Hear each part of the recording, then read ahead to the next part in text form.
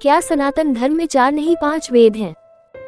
स्नेह पात्रों, जैसा कि आप जानते हैं कि हिंदू सनातन धर्म में वेदों को 4 भागों में बांटा गया है।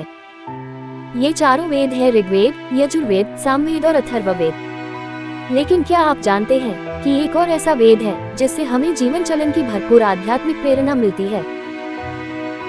जी हाँ स्नेहियों, 4 वेदों के अतिरिक्त महाकाव्य महाभारत को ही पंचम वेद कहा गया है। अब आप अवश्य ही ऐसा कहे जाने के पीछे के कारण के बारे में विचार कर रहे होंगे, तो आइए हम आपको इस तथ्य से अवगत कराते हैं। धर्मानुरागियों, महाभारत को पंचम वेद कहने का कारण जानने से पहले ये जान लेना जरूरी है कि आखिर वेद का क्या मतलब होता है। शाब्दिक अर्थ की बात करें तो वेद शब्द विद धातु से निर्मित हुआ है, जिसका अर्थ है ज्ञान अथवा जानना, अर्थात जिससे हमें जीवन धर्म का ज्ञान प्राप्त हो, वही है वेद।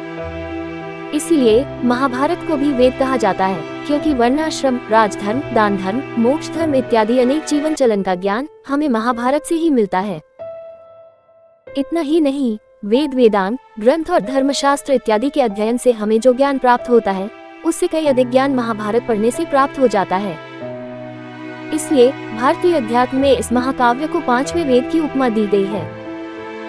मान्यता अनुसार जो भी व्यक्ति पुण्य ग्रंथ महाभारत की कथा का श्रवण या पाठ करता है, उसे मोक्ष सिद्धि का पथ मिलता है।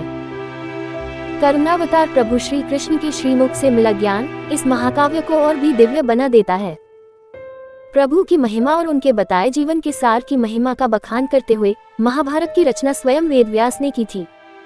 इस संबंध में एक रोचक कथा भी निहित है। महाभारत में इस घटना का वर्णन आता है कि वेदव्यास ने हिमालय की तलहटी की एक पवित्र गुफा में तपस्याधीन होकर मन ही मन महाभारत की घटनाओं का स्मरण करते हुए महाभारत की रचना कर ली थी। मगर उन्हें ये समझ नहीं आ रहा था कि इस रचना को जगत संसार में कैसे फैलाया जाए, क्योंकि कोई भी एक बार में इसे सही से लिख दे, ऐसा असंभव लग रहा था। अपनी इस दुविधा का हल निकालने के लिए वेदव्यास ब्रह्मा के पास पहुँचे, जिन्होंने उन्हें गणेश जी के पास भेजा। गणेश जी तैयार तो हो गए, लेकिन उनकी एक शर्त थी कि एक बार कलम उठा लेने के बाद वे काव्य समाप्त होने पर ही रुकेंगे। तब वेदव्यास ने भी बड़ी चतुरता से गणेश जी के सामने ये शर्त रखी कि उन्हें भी लिखने से पहले हर श्लोक का अर्थ उन्हें समझना होगा, और इसी प्रकार इस महाकाव्य की रचना हुई। तो स्नेहियों, आप भी अपनी जीवन चलना का सार समझने के लिए पंचम वेद अर्थात महाभारत के पुण्य ग्रंथ का पाठ अवश्य ही करें। आपका मंगल हो।